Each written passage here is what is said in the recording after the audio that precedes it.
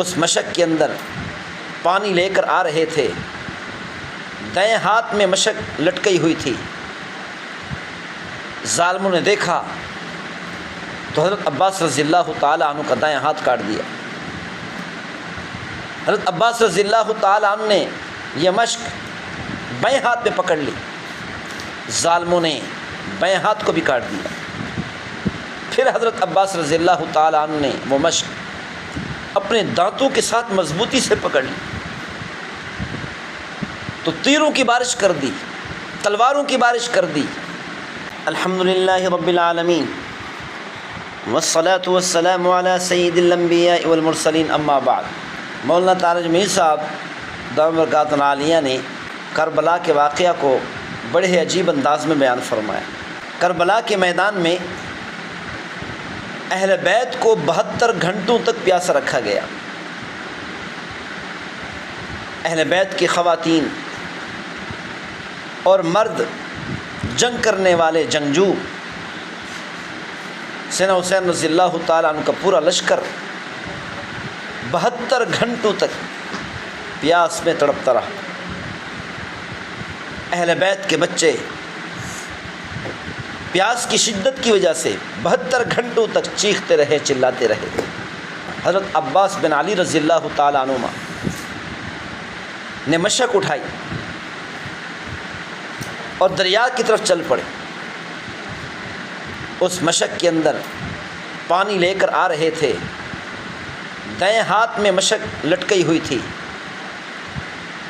ظالموں نے دیکھا تو حضرت عباس رضی اللہ تعالیٰ عنہ کا دائیں ہاتھ کاٹ دیا۔ حضرت عباس رضی اللہ تعالیٰ عنہ نے یہ مشک بائیں ہاتھ میں پکڑ لی، ظالموں نے بائیں ہاتھ کو بھی کاٹ دیا۔ پھر حضرت عباس رضی اللہ تعالیٰ عنہ نے وہ مشک اپنے دانتوں کے ساتھ مضبوطی سے پکڑ لی تو تیروں کی بارش کر دی، تلواروں کی بارش کر دی۔ حضرت عباس رضی اللہ تعالیٰ عنہ کے ٹکڑے کر دی، لیکن یہ پانی پیاس کی شدت میں تڑپنے والے اہل بیت تک نہیں پہنچنے۔ سیدنا حسین رضی اللہ تعالیٰ عنہ کربلا کے میدان میں جنگ کر رہے، جنگ کرتے کرتے زخموں سے چورا چور ہو گئے۔ تیروں کی برسات میں، نیزوں کی برسات میں، تلواروں کی جھنجھناہٹ میں جنگ کر رہے ہیں۔ جب سخت زخمی ہوئے اور دیکھا میرے دنیا سے رخصت ہو جانے کا وقت آ چکا تو فرمایا میرے بیٹے عبداللہ کو میرے پاس لے آؤ، جس کی عمر صرف 2 سال تھی۔ عبداللہ کو لایا گیا، جسے علی اصغر کہا جاتا ہے۔ حضرت حسین رضی اللہ تعالیٰ عنہ نے اپنے بیٹے کو اپنے دونوں ہاتھوں میں لیا، اپنے چہرے کے برابر بلند فرمایا، آخری بار دیکھ رہے ہیں، بڑی محبت سے اور چاہت سے دیکھ رہے ہیں کہ اچانک کسی ظالم نے تیر مارا، حضرت عبداللہ کے گلے سے پار کر گیا۔